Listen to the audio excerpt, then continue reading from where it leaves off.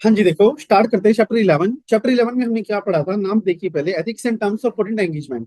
Ethics का मतलब क्या था कि मोरल प्रिंसिपल्स, जो सिद्धांत हर एक सीए को फॉलो करने पड़ते हैं during the audit engagement. And terms of audit engagement का क्या मतलब है कि जो भी टर्म्स एंड कंडीशन सब और एक सीए को पूरी करनी है, और उस चीज के लिए उसको एक एग्रीमेंट बनाना है जिसको हम बोलते हैं एंगेजमेंट लेटर। सबसे पहले हमारा पॉइंट आया था, that is what is ethics. What is ethics? Ethics क्या होता है? एथिक्स एक स्टेट ऑफ माइंड है जो कि हर एक चार्टर्ड अकाउंटेंट को पूरा करना चाहिए। प्रिंसिपल्स है, मतलब सिद्धांत हैं जो पूरे करने चाहिए। अगर वो मॉरल प्रिंसिपल्स उसने पूरे नहीं किए तो उसके ऊपर ऑब्लिगेशन भी इम्पोज हो सकती है, कोई चार्ज ऑफ नेग्लिजेंस भी आ सकता है। Need for professional ethics. Need क्यों राइज हुआ? क्या नीड है एथिकल रहने का? क्या नीड है सारे सिद्धांत फॉलो करने का? अब एक बात देखिए, पब्लिक का जो कॉन्फिडेंस होता है वो हमारे सीए के ऊपर बिलीव करता है। कैसे? अब जो रिपोर्ट, जो ऑडिट सीए करता है उसके बेस पे ही इन्वेस्टर्स अपना डिसीजन लेते हैं। तो अगर चार्टर्ड अकाउंटेंट ही एथिकल नहीं होगा तो कौन बंदा उसके ऊपर कॉन्फिडेंस करेगा? कौन बंदा अपना ट्रस्ट प्लेस करेगा उस पर? तो इसीलिए अगर उसको पब्लिक का ट्रस्ट एनहेंस करना है तो उसको एथिकल रहना पड़ेगा। एथिकल बिहेवियर, जो भी एथिकल रिक्वायरमेंट है वो सारी उसको पूरी करनी पड़ेंगी। अब अगर उसने ऐसा नहीं किया, उसने ऐसा कुछ डेविएशन कर दिया, मतलब इंटेरोगेटिव ऑब्जेक्टिविटी उसने पूरी नहीं करी, तो कि डिसिप्लिनरी मैकेनिज्म उसके ऊपर एप्लीकेबल भी हो सकता है, जैसे फाइन्स, सस्पेंशन ऑफ मेंबरशिप, ये सब भी एप्लीकेबल हो सकता है। अब हमारी दो तरह की अप्रोच होती है। फर्स्ट हमारी प्रिंसिपल बेस्ड अप्रोच, सेकंड हमारी rule based approach. Principle based approach क्या होती है? जो कि एथिकल रिक्वायरमेंट उसको पूरे करना है, मतलब अपनी प्रोफेशनल जजमेंट भी एक्सरसाइज करनी है। देखो, रूल्स भी फॉलो करने हैं, अलोंग विद द रूल्स उसको प्रोफेशनल जजमेंट्स भी लगानी पड़ेगी। रूल बेस्ड अप्रोच क्या कहती है? रूल बेस्ड अप्रोच कहती है जो कि क्लियरली एस्टेब्लिश्ड रूल है, मतलब जो एस्टेब्लिश्ड रूल्स हैं ऑलरेडी, उनको फॉलो करना is called as rule based approach. ठीक है। अब सीए को कौन से फॉलो करनी चाहिए? सिर्फ रूल्स फॉलो करने चाहिए, जजमेंट भी लगानी चाहिए? उसको दोनों फॉलो करना चाहिए। उसको प्रिंसिपल बेस्ड अप्रोच भी फॉलो करनी है, उसके रूल बेस्ड अप्रोच भी फॉलो करनी है, क्योंकि रूल बेस्ड फॉलो नहीं करेगा तो उसके प्रोसेस पता नहीं चलेगी। जजमेंट नहीं पता लग जजमेंट अप्लाई नहीं करेगा तो फिर वो सिर्फ रूल बेस्ड क्लियर रिजिड हो जाएगा। वो उसको जहां पे जजमेंट इन्वॉल्व करवानी है, जहां पे खुद के डिसीजन इन्वॉल्व होने चाहिए, वो डिसीजन वहां पे ले ही नहीं पाएगा। Then fundamental principles of business ethics. Business ethics के प्रिंसिपल्स क्या है? ठीक है, देखो तीन मीनिंग आते हैं, पॉइंट वाइज आपको एज इट इज याद करना है। सबसे पहला, जो हमारा ऑडिटर वो स्ट्रेट फॉरवर्ड होना चाहिए। सेकंड, वो ऑनेस्ट होना चाहिए। और थर्ड, वो किसी भी फ्रॉडलेंट स्टेटमेंट में इंडल्ज नहीं होना चाहिए। जब भी कोई पर्सन आपसे इंटेग्रिटी के बारे में पूछे तो आपको ये तीनों लगातार बताने हैं। Second, objectivity. ऑब्जेक्टिविटी का मतलब क्या है? That auditor should be independent as mind as well and appearance as well. और उसको हर एक एक्ट को अवॉइड करना है जिससे कि थर्ड पार्टी कंक्लूड करे कि उसकी ऑब्जेक्टिविटी, उसकी इंडिपेंडेंस कॉम्प्रोमाइज हो चुकी है।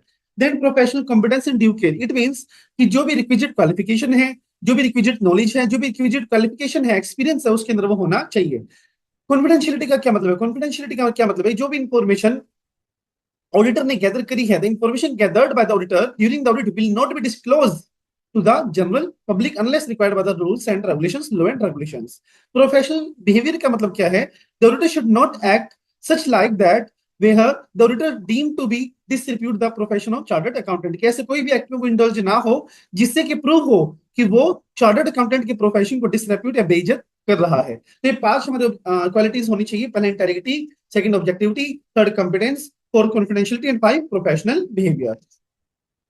After that, independence. इंडिपेंडेंस का क्या मतलब होता है? जनरली इंडिपेंडेंट का मतलब क्या होता है कि जो ऑडिटर का डिसीजन है वो किसी और के अनुसार नहीं होना चाहिए, किसी और से सबॉर्डिनेटेड वो नहीं होना चाहिए।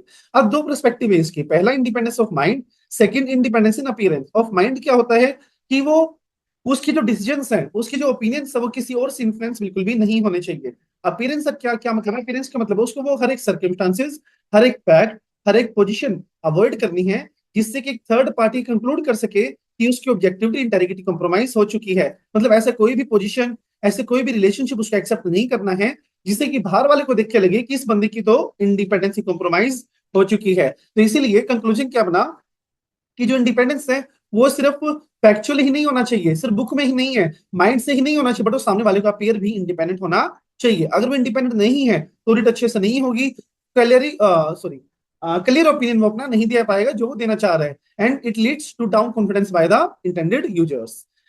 Then, five type of threats to independence. Independence को किस चीज चीज का खतरा होता है? मतलब अगर ये चीज आ जाएंगी तो डेफिनेटली हमारा इंडिपेंडेंस अफेक्ट हो जाएगा। First is self interest threat.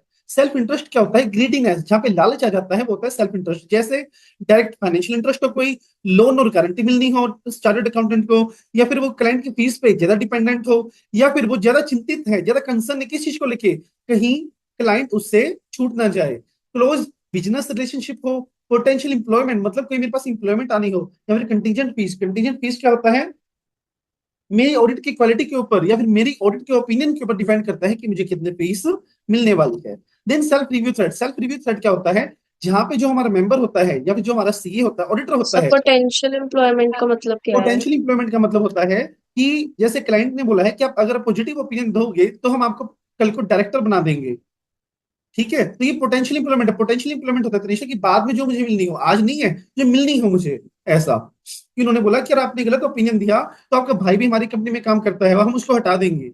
या फिर अगर आपने पॉजिटिव ओपिनियन दिया तो कल को हम भी आपको डायरेक्टर रख सकते हैं, हम आपकी सिस्टर को जॉब दे देंगे, हम आपके ब्रदर को जॉब दे देंगे, ऐसा। सेल्फ रिव्यू थ्रेड क्या होता है, जहां पे एक मेंबर प्रीवियस डायरेक्टर होता है या सीनियर इंप्लॉय होता है, या फिर उसने नॉन ऑडिट सर्विसेज को परफॉर्म करी है जो कि बाद में खुद ही ऑडिट करवानी हो, तो वो होता है हमारा सेल्फ रिव्यू थ्रेड। दो तरह के हमारे केसेस हो सकते हैं इसमें, या तो रिसेंट सीनियर इंप्लॉय हो, जैसे अकाउंटेंट हो गया जो उसने बुक कीपिंग वगैरह करी हो, या फिर ऑडिटर ने ऐसी सर्विसेज परफॉर्म करी है जिसको हमें बाद में खुद ही ऑडिट करवाना पड़ेगा, तो ऑडिट भी उसे वही कर रहा है, वो ऑडिट परफॉर्म भी वही कर रहा है, सर्विस भी वही दे रहा है, तो सेल्फ रिव्यू नहीं आ गया, सेल्फ रिव्यू आया फिर ये। एडवोकेसी थ्रेड क्या होता है, जहां पे ऑडिटर को ऐसी पोजीशन पे प्रमोट किया जाता है जहां पे पीपल बिलीव करते हैं कि उसको ऑब्जेक्टिव कॉम्प्रोमाइज हो चुकी है, जैसे या तो वो शेयर होल्डर बन गया, या वो कोई एडवोकेट बन गया उसका, या वो अंडर राइटर बन गया, ठीक है, वो डायरेक्टर बन गया, फिर ऐसी कोई पोजीशन होल्ड कर दी जिसे थर्ड पार्टी देखते ही बोलेगी कि जरूर ये बंदा इंडिपेंडेंट नहीं है। Then familiarity threat. फैमिलियरिटी में ना एक चीज आपको देखनी है, जिसकी भावनाएं जुड़ी हो, मतलब थ्रू सिंपैथेटिक, उसकी भावनाएं जुड़ी है क्लाइंट के साथ, मतलब वो ये सोचता है कि किसी भी तरह से क्लाइंट का बुरा नहीं होना चाहिए, चाहे कुछ भी हो जाए।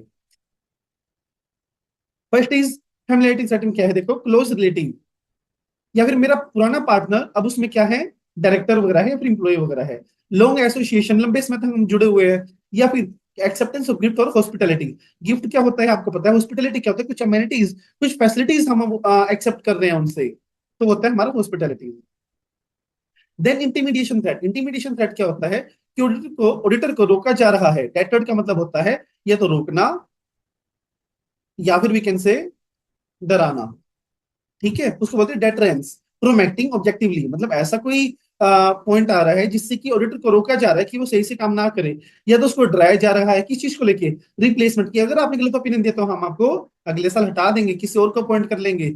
या फिर बोला उसने pressure to disproportionately reduce the work in response to reduce audit fees, या फिर उसने बोला कि आप ऑडिट फीस कम करो और काम भी कम करो। मतलब जैसे दीपांशु को मैं कह रहा हूँ कि दीपांशु कम कम कर दो यार, दीपांशु कह रहा नहीं काम तो कम नहीं होगा, मैं कह रहा हूँ फीस भी कम ले लियो कोई बात नहीं, ठीक है। या फिर मैं इसको कह रहा हूँ, दीपांशु ने बोला मुझे सर 50,000 लूंगा मैं ऑडिट करने के, 50,000 तो नहीं दीपांशु महंगा है, मैं बोला 30,000 ले लो। दीपांशु बोला यार काम भी तो पूरा करना पड़ेगा सर, 30,000 में कैसे ले लूं, मैं क्या कहूंगा, दीपांशु काम भी आप क्या कर दो, कम कर दो और फीस भी कम कर दो। ऐसा बिल्कुल भी नहीं होना चाहिए, मैं दीपांशु को काम करने से बिल्कुल भी नहीं रोक सकता। Such threats attempt to intimidate the auditor to deter them from acting objectively. इसी थ्रेट से ऑडिटर को रोका जाएगा कि वो ऑब्जेक्टिवली काम ना करे।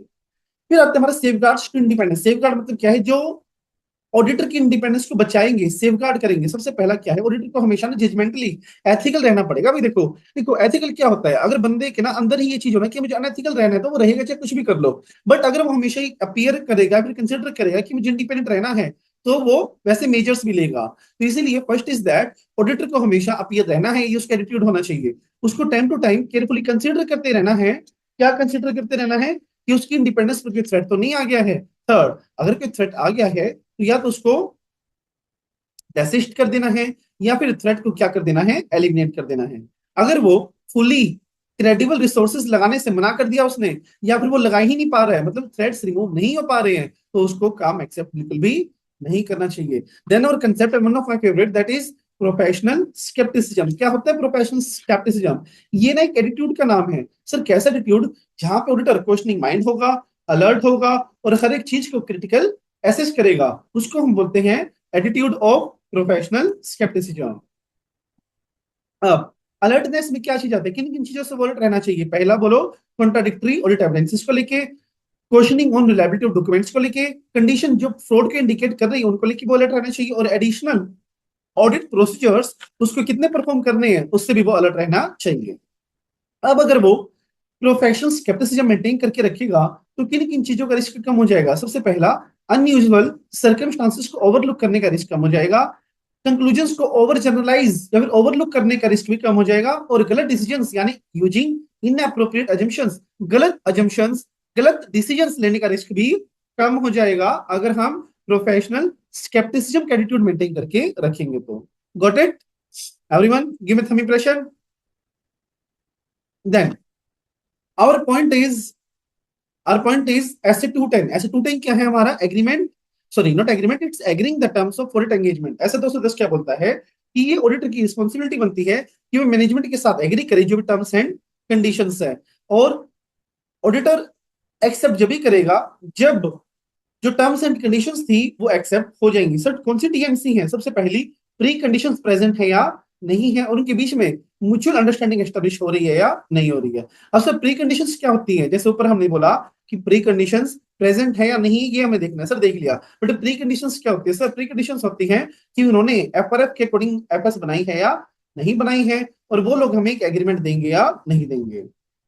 अब question is, what are the things that the auditor should consider whether the preconditions for an audit are present or not। अगर ऑडिटर को देखना है कि preconditions present है या नहीं है तो उसको क्या क्या चीजें देखनी पड़ेंगी। सबसे पहला, एफआरएफ जो है वो एक्सेप्टेबल है या नहीं है। कहीं ऐसा तो नहीं है कि उसने गलत एफआरएफ लगा रखे हो, शेड्यूल गलत लगा रखा हो। शेड्यूल ही गलत होगा तो एफएस भी गलत बनी हुई होंगी, तो ऑडिट क्या करेगा? वो दोबारा से बनवाएगा एफएस। सेकंड, उनसे वो एग्रीमेंट ऑब्टेन करेगा किस चीज का? कि उन्होंने एफएस को सही तरीके से प्रिपेयर किया है in accordance with FRF, and उन्होंने जो भी इंटरनल कंट्रोल नेसेसरी थे एफएस को बनाने के लिए वो उन्होंने अप्लाई कर दिए हैं। देन उनसे प्री कंडीशंस में क्या लिखवा के लेगा कि वो लोग उनको प्रोवाइड करेंगे क्या? सारी इंफॉर्मेशन, एडिशनल इंफॉर्मेशन जो भी ऑडिटर को चाहिएगी, और अनरिस्ट्रिक्टेड एक्सेस। ये क्या होता है कि ऑडिटर जहां भी जाना चाहेगा वो बेफिक्र होकर जा सकता है, कोई भी उसको बिल्कुल भी नहीं रोकेगा। Then agreement on the audit engagement term. अब जब भी ऑडिटर को टर्म्स एग्री करवानी हो तो ओरली तो वो करेगा नहीं, रिटर्न में ही करेगा, और जिस चीज में वो रिटर्न में नोट करेगा उसको बोलते हैं एंगेजमेंट लेटर। और ये एमसीक्यू आ सकता है, कौन किसको सेंड करता है? ऑडिटर सेंड करता है किसको? क्लाइंट को। Got it? अब नेक्स्ट पॉइंट इज, अब इस लेटर में क्या क्या चीजें इंक्लूड होती हैं? सबसे पहला, objective and scope of audit, responsibility of auditor, responsibility of management, applicable FRF, and form and content of kind of report to be issued by the auditor, कि किस तरह की रिपोर्ट वो इशू करना चाह रहा है। क्या होगा अगर प्री कंडीशंस प्रेजेंट नहीं हुई? अगर प्री कंडीशंस प्रेजेंट नहीं हुई, जैसे जैसे उन्होंने एग्रीमेंट नहीं दिया या फिर एफआरएफ अनएक्सेप्टेबल है, तो ऑडिटर ऑडिट एक्सेप्ट बिल्कुल भी नहीं करेगा। अब ऑडिट एक्सेप्ट करने से पहले उन्होंने कुछ लिमिटेशंस या रिस्ट्रिक्शंस लगा दी, तो क्या रिकॉर्ड्स है? रिकॉर्ड्स यही है यार कि वो एक्सेप्ट ही ना करे बस। Then acceptance of change in the terms of audit engagement. ये मैं आपको ओवरऑल बताता हूं कि अगर मैनेजमेंट से रिक्वेस्ट आई है कि आप लोग चेंज कर लो टीएनसी, तो ऑडिटर सबसे पहले देखिएगा कि प्रॉपर जस्टिफिकेशन है या प्रॉपर जस्टिफिकेशन नहीं है। अगर प्रॉपर जस्टिफिकेशन है, चेंज करने का रीजन है प्रॉपर, तो वो चेंज कर देगा। अगर प्रॉपर रीजन नहीं है तो वो चेंज नहीं करेगा। अगर प्रॉपर रीजन है और वो चेंज करना चाह रहा है तो नया ऑडिट एंगेजमेंट बनाएगा, और नए ऑडिट एंगेजमेंट में पुराने वाले टीएनसी नहीं डालेगा, पुराने वाले प्रोसीजर्स नहीं डालेगा, अनलेस मटेरियल। अगर जरूरी है तो डाल देगा, जरूरी नहीं है तो फिर नहीं डालेगा। डन? और अब ऑडिटर को लग रहा है कि उसको एग्री नहीं करना चाहिए, क्योंकि अगर उसने एग्री किया तो लोअर लेवल ऑफ एश्योरेंस पे आ जाएगा, और हमें पता है कि ऑडिटर हमेशा हाई लेवल ऑफ एश्योरेंस लेता है। अगर उसने एक्सेप्ट किया तो लोअर लेवल पे आ जाएगा, वो तो क्या करेगा? उसमें देखेगा कि रीजनेबल जस्टिफिकेशन क्या है, कॉन्ट्रेक्चुअल ऑब्लिगेशन क्या है। अच्छा ये तो मैंने करवा दिया ना आपको, वेट, ये तो मैंने बता दिया आपको कि अगर चेंज करना है तो कर देगा, जस्टिफिकेशन है तो, और पुराने वाली में पुराने वाली ऐड नहीं करेगा, और पुराने वाले प्रोसीजर भी वो ऐड नहीं करेगा। यहाँ हमारा पॉइंट था कि अगर वो चेंज से एग्री नहीं कर रहा और मैनेजमेंट उसको कंटिन्यू नहीं करने देना चाह रही, तो वो विड्रॉ कर देगा, और ये देख लेगा कि उसकी रिपोर्टिंग की कोई ऑब्लिगेशन है या नहीं है। Then terms of audit engagement in the recurring audit जो चलती ही रहती है ओवर द इयर्स, तो उस केस में क्या हमें टर्म्स एंड कंडीशंस रिवाइज करनी पड़ेंगी? सर हो सकता है, क्योंकि ना ईयर टू ईयर चल रही है, हो सकता है कि रिवाइज करे वो 2 साल हो गए, 2 साल में तो सर कंडीशन चेंज हो ही जाती है, आपको पता है। तो हो सकता है कि शायद रेकरिंग ऑडिट में कुछ चेंज करना पड़े, बट ऐसी कौन सी कंडीशंस हैं, ऐसे कौन से सर्कमस्टांसेस हैं जो ऑडिटर को बताएंगे कि हमें टीएनसी रिवाइज करनी है? फर्स्ट इज मिसअंडरस्टैंड, कि ऑडिटर को लग रहा है कि एंटिटी ने मिसअंडरस्टैंड कर लिया है किस चीज को? टर्म्स एंड कंडीशंस को।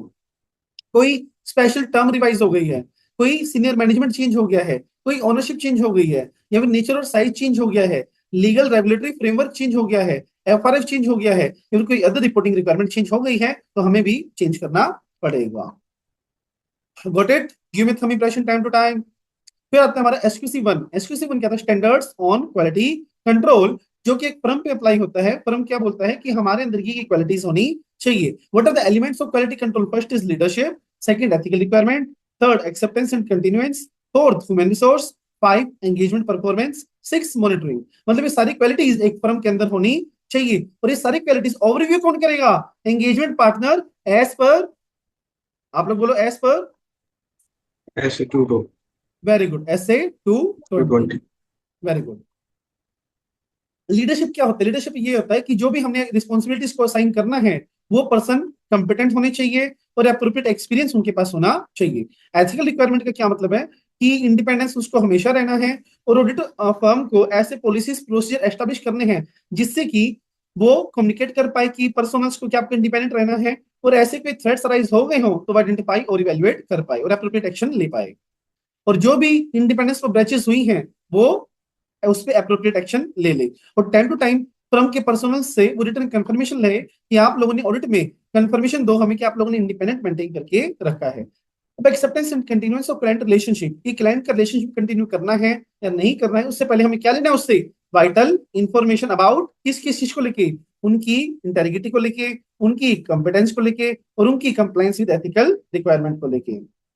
अब ये क्वेश्चन आ सकता है आपका कि इंटेग्रिटी को लेके क्या क्या मैटर्स वो कंसिडर करेगा? सबसे पहला बिजनेस रेपुटेशन, सेकंड उसका नेचर, थर्ड क्लाइंट्स का प्रिंसिपल ओनर्स का एटीट्यूड, देन क्या वो फीस को लेके एग्रेसिवली कंसर्न है, क्या मैनेजमेंट ने इनअप्रोप्रिएट लिमिटेशंस लगाई है, क्या मैनेजमेंट फ्रॉड में इंडल्ज है, या फिर प्रीवियस फर्म के अपॉइंट ना करने का रीजन क्या है। ये सारी चीज देख के ही वो एक्सेप्ट या कंटिन्यू करेगा। अगर कोई भी कंफ्लिक्ट है तो वो डिस्कस करके रिजोल्व करेगा। अगर रिजोल्व नहीं हो पा रहे हैं तो अपने लीगल रिस्पॉन्सिबिलिटीज देखेगा कि किसको रिपोर्ट करना है या नहीं करना। रिपोर्ट करने के बाद वो देखेगा कि विड्रॉ करने की पॉसिबिलिटी कुछ है या नहीं है। देन क्वालिटी क्या थी हमारी? Human resource. ह्यूमन रिसोर्स में क्या था कि जो भी हमारे पर्सनल सम के अंदर कैपेबिलिटीज होनी चाहिए, कॉम्पिटेंस होनी चाहिए और कमिटमेंट होनी चाहिए। एंगेजमेंट परफॉर्मेंस में क्या था? सबसे पहले ब्रीफ करना, सबको बताना क्या काम आप लोगों का, डिफिकल्ट मैटर्स में कंसल्ट करना, और अगर एप्लीकेबल है तो एंगेजमेंट क्वालिटी कंट्रोल रिव्यूअर को अपॉइंट करना और उससे हमारे ऑडिट को क्या करवाना? रिव्यू करवाना। अगर कोई रिव्यूअर में और ऑडिटर में ओपिनियन के डिफरेंसेस या डिफरेंसेस ऑफ ओपिनियन में है तो वो रिपोर्ट जब भी देगा जब डिफरेंसेस रिजॉल्व हो जाएंगे। और उसको ऑडिट फाइल मेंटेन करनी है, असेंबल करनी है कितने दिनों में? ऑडिट रिपोर्ट देने के 60 दिनों में। और ऑडिट जो वर्किंग पेपर्स है, ऑडिट जो डॉक्यूमेंटेशन फाइल है, वो किसकी ओनरशिप है, किसकी प्रॉपर्टी है? वो ये ऑडिटर की प्रॉपर्टी होती है, जो हम पढ़ेंगे चैप्टर नंबर 6 में। अब रिटेंशन पीरियड क्या होता है? डॉक्यूमेंट्स का 7 year from the date of auditors record. Monitoring क्या होता है? मॉनिटरिंग क्या होता है कि हमें देखना है, मींस ऑडिटर को देखना है, यार पूरी फर्म को देखना है कि जिस जिस पर्सनल्स को उन्होंने डेलीगेट की थी रिस्पॉन्सिबिलिटीज, उन्होंने वो सारी रिस्पॉन्सिबिलिटीज पूरी करी है या नहीं करी है। मॉनिटरिंग वो कैसे कर सकते हैं? ऑनगोइंग भी कर सकते हैं और पीरियोडिक भी कर सकते हैं। ऑनगोइंग कैसे? कि लगातार, जैसे आज का काम आज को वेरीफाई कर लिया, या फिर आप कह सकते हो पीरियोडिक कैसे कि उन्होंने डेज डिसाइड करके कि हमें हर 10 दिन में रिव्यू करना है, तो वो होता है पीरियोडिक। अब आता है हमारा ऐसे 220। ये 220 किसके ऊपर एप्लीकेबल होता है? ये होता है ऑडिटर के ऊपर एप्लीकेबल, फिर एंगेजमेंट पार्टनर के ऊपर एप्लीकेबल होता है कि हमने SQC 1 फॉलो किया है या नहीं किया है, हमारी फर्म ने स्टैंडर्ड्स पूरे किए हैं या नहीं किए हैं, या फिर जो ऑडिट रिपोर्ट इश्यू हुई है वो एप्रोप्रिएट है या नहीं है। अब रिस्पॉन्सिबिलिटीज क्या है एंगेजमेंट पार्टनर की? भी सेम रिस्पॉन्सिबिलिटीज है, leadership, ethical, acceptance continuance, assignment, engagement performance and monitoring. Leadership में क्या है कि वो लीड करेगा सबको और इन इन चीजों के ऊपर एम्फेसिस करेगा। ध्यान दो सामने एक बात, लीडरशिप में वो इन इन चीजों के ऊपर क्या करेगा? एम्फेसिस करेगा। पहला, प्रोफेशनल स्टैंडर्ड्स पूरे होते रहे, फर्म की क्वालिटी कंट्रोल पॉलिसीज पूरी होती रहे, रिपोर्ट्स एप्रोप्रिएटली हम इशू करते रहे, और हर एक पर्सन को अगर कंसर्न रेज करना है तो विदाउट एनी फियर वो रेज करता रहे।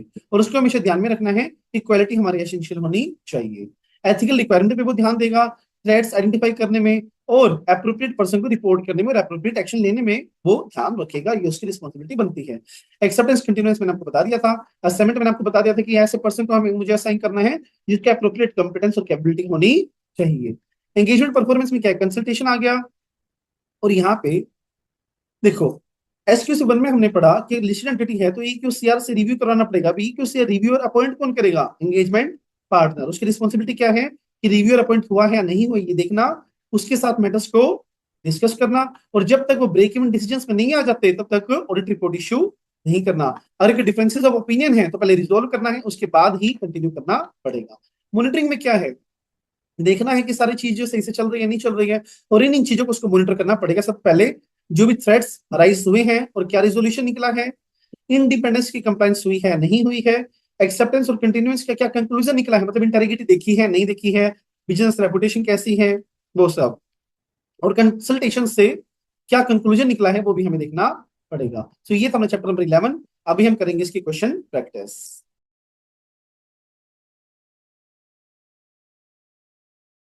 क्वेश्चन 2 देखो दीपांशु, बताओ मुझे करेक्ट और इनकरेक्ट है या नहीं है। There is no need to put the nature of audit engagement in writing. There is no need to put the nature of engagement false sir, writing में होना जरूरी है। राइटिंग में होना चाहिए। वेरी गुड अनिशा, ये मैं तो मैंने पूछ लिया था शायद, यस सर। पूछ लिया था ये तो।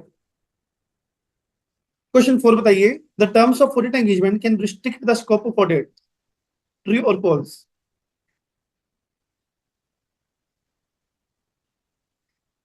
हालांकि अभी ट्रू फॉल्स आने बंद हो गए हैं एग्जाम्स में, बट स्टिल कंसेप्ट क्लियर काफी हो जाते हैं इनसे, जो बारीकी के पॉइंट होते हैं ना वो क्लियर हो जाते हैं। तो एमसीक्यू में आ जाएंगे, करेक्ट इनकरेक्ट बताओ। हाँ एग्जैक्टली, और क्या। बताइए तनिषा, यस सर, एक मिनट। The terms of audit engagement can restrict the scope of an audit, false. Why.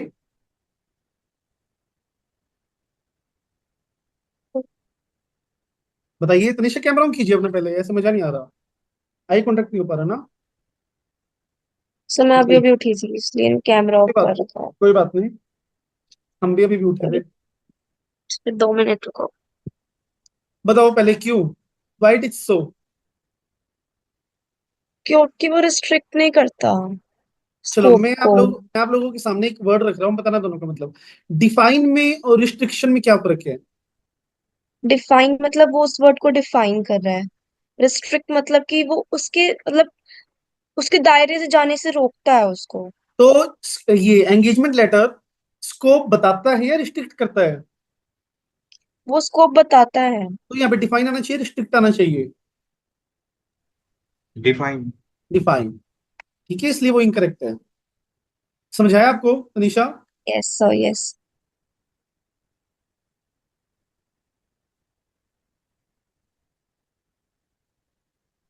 Deepanshu, question 6 to 10 does not require the auditor to agree the management's responsibility in an engagement letter or other suitable form of agreement.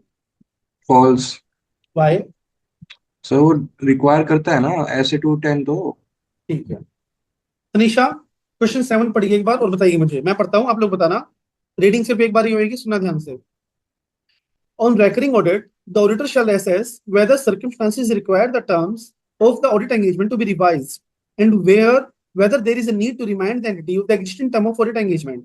The auditor may decide not to send new engagement letter or other written agreement each period. Explain the factors an auditor consider to be appropriate to revise the terms of audit engagement. बताइए तनिषा, कौन सा answer आना चाहिए इसमें, पढ़ के क्या लग रहा है। एक मिनट, मुझे भी पढ़ने दो। आराम से, take your time, no problem. Only.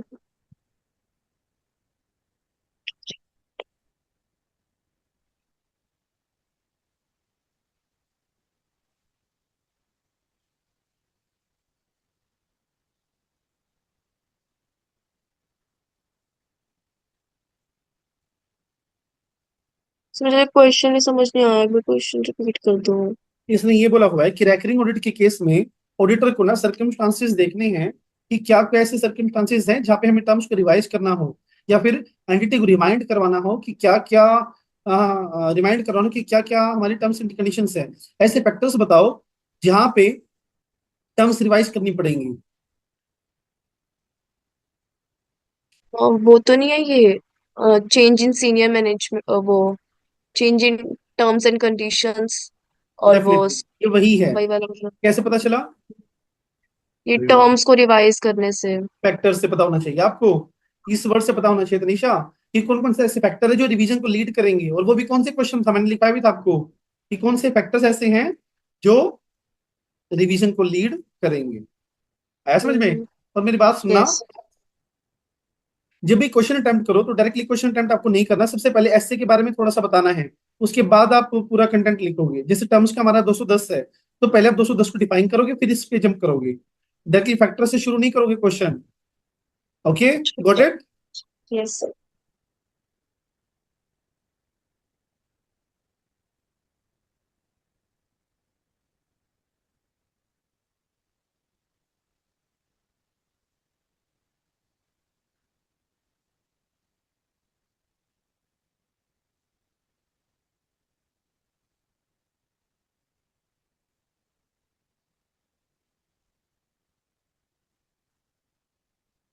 Deepanshu, question number 2। HQC require engagement partner to establish policies for timely completion of assembly or audit file, and an appropriate time limit within which to complete the audit file. Assembly of the final audit file is ordered not more than 30 days after the date of auditor's report. assembly of 30 days in एक minute 30 Correct days or incorrect? 30 days में confirm नहीं हूँ पर correct लग रहा है sir 30 days हो गए Tanisha, मुझे तो इनकरेक्ट लग रहा है। क्यों? 30 डेज का तो कॉन्सेप्ट मैंने पढ़ा ही नहीं है। और नहीं कौन सा 30 पढ़ा डेज था? का था और रुको, और कौन सा था? 1 मिनट। 60 हाँ याद आया? 60 days hmm, from date of auditor's report. This is incorrect. वो गुच्छा बनाना होता है वो 60 दिन में हाँ, हाँ मुझे वो एग्जैक्टली। 30 डेज में वो मोस्टली 30 डेज याद है ना लो का है 30 हाँ, डेज वो तो वो मतलब ये मेरा ठीक है, दीपांशु का गलत है। हाँ आगे देखिए, ये जजमेंटल क्वेश्चन दिए हुए हैं, पुराने सिलेबस में थे कि मॉनिटरिंग का पर्पस क्या है। मॉनिटरिंग का पर्पस क्या होता है कि क्यों मॉनिटर करते हैं हम, ये देखने के लिए कि स्टैंडर्ड्स फॉलो हुए हैं नहीं हुए हैं, क्वालिटी कंट्रोल सिस्टम सही से डिजाइन हुआ है या नहीं हुआ है, या फिर क्वालिटी कंट्रोल पॉलिसी सही से अप्लाई हुई है नहीं हुई है, पढ़ लेना एक बार, समझ में आए ठीक है, वरना रहने देना। ठीक है, ये चैप्टर 6 में आएगा आपने। चलो तनिषा, फिर एक और बताओ, question 5। Historical financial information relate to financial information based on assumption about the occurrence of the future event and possible action by the entity.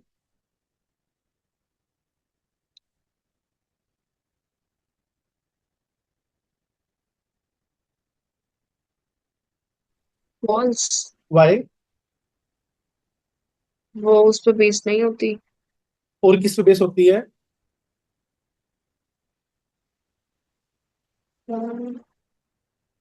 बोलिए, और किस पे बेस होती है Tanisha? Based on event that occurred in the past period.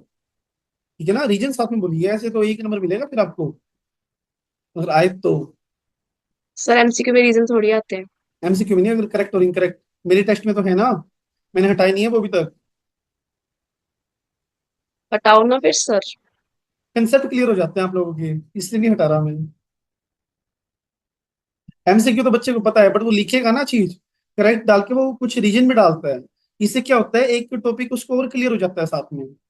चलो फिर Deepanshu, question 8 बताइए। Engagement document should ordinarily be retained by the auditor for a minimum of 6 years from the date of auditor's 7 report. years My report. 7 years. So answer is incorrect. Question 9 बताओ Dipanshu. C Raj an engagement, 3 number में आ चुके हैं पहले। C Raj engagement partner want to decide regarding the acceptance और continuance of an audit engagement, which information he should obtain? बताइए। वो pre conditions of audit बताओ, ध्यान से पढ़ो, क्या चीज ओके पूछ रहे हैं ये। obtain before okay वो client nature of client uh, client attitudes towards पहले इसमें is लिखो हम्म, इंटेरिगिटी, कॉम्पिटेंस, ठीक है, और कंप्लाई विद एथिकल रिक्वायरमेंट, पहले 3 पॉइंट है वो याद है आपको। फिर हाँ, इंटेरिगिटी में मेंशन करो, फिर वो बिजनेस रेपुटेशन हो गया, नेचर हो हम्म, गया, ओनर्स का डिसीजंस हो गया, एटीट्यूड हो गया, वो सब। ठीक है सर ओके।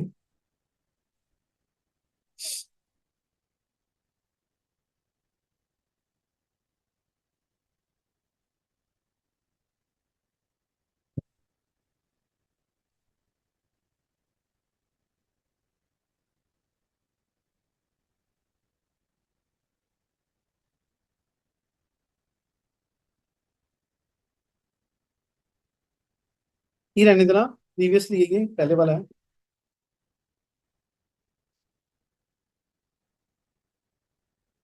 कौन सा सर, कौन सा रहने दे? क्वेश्चन 11 10 पुराने सिलेबस का है ये।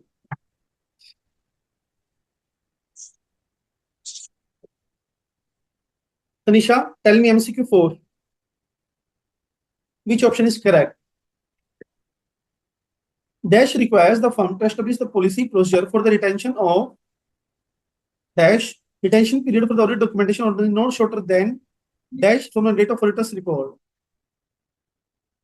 Which option is correct? Sir इस सी में क्या लिखा हुआ है? SQC1 कितनी रफ? engagement documentation 7 years. अच्छा, सी। कैसे पता चला? क्योंकि एक तो इन्होंने मुझे उससे पता चला रिटेंशन पीरियड से, ठीक है, और एक इससे कहा गया पॉलिसी एंड प्रोसीजर से, कि मतलब वो एसक्यूसी 1 से होता है। policy and procedures for firm, इससे आपको हम्म, पता चला। ठीक है, आपको 50-50 करना सिखाऊं इसमें। जैसे अब हमें सिक्स तो कट ही गए दोनों। हाँ, ये वाला कट गया, ये वाला कट गया, अभी दोनों बचा। हाँ, ऐसे दोस्तों में ऐसे की बात हमने पढ़ी नहीं थी, तो ये भी कट गया, बचा सी इज द हम्म, आंसर। इसी से सोचा था मैंने भी। हाँ।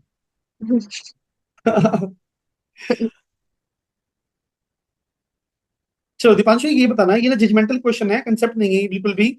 आपको ना खुद एनालिसिस करके बताना कि प्रैक्टिकली क्या हो सकता है इसमें, क्या होना चाहिए प्रैक्टिकली, बताइए।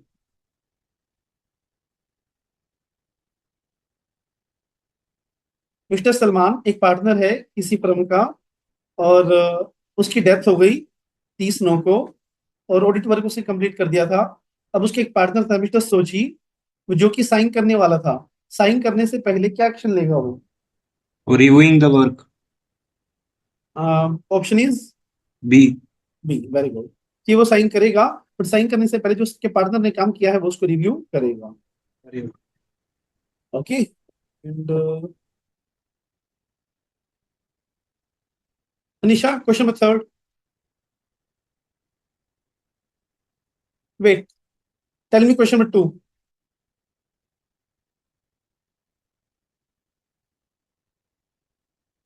As per S220, engagement partner shall take the responsibility for the overall quality on each audit engagement to which the partner is assigned. While taking responsibility on the audit engagement analysis and explain the emphasis of action to the engagement partner and appropriate message to other partners, other member of the audit team. Define the engagement partner. बताओ बताओ जल्दी से।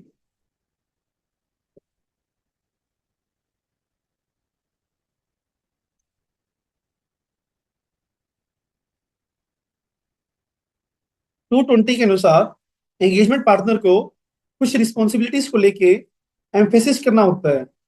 बताओ वो क्या emphasis, किन किन चीजों से उसको एम्फेसिस करना होता है?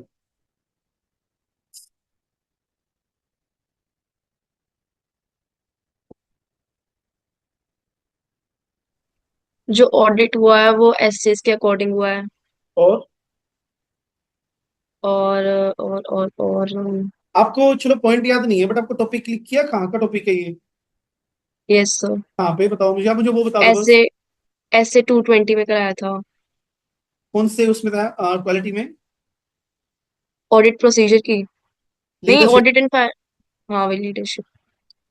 अब इतने अच्छे से चैप्टर हुआ नहीं है हाँ तो बस एकदम वही, से बट चीजें आपको क्लियर। ना बस, आपको मुझे क्लिक करवाना है कि आपको पता चल जाए कि ये हमने वहां पढ़ा था। पॉइंट तो ग्रेजुअली आपको टाइम टू टाइम याद होंगे, ऐसे एक बार में पॉइंट्स याद नहीं होते हैं। Deepanshu, tell me question third. अब बताना इसमें क्या पॉइंट आना चाहिए आपके अनुसार। ऐसे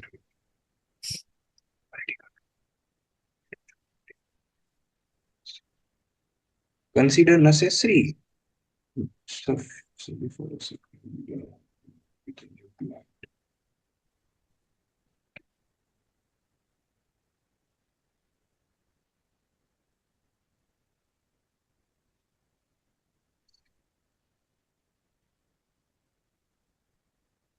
while continuing of relationship with the client. Explain clearly the information that would assist the auditor in accepting and continuing the relationship with the client.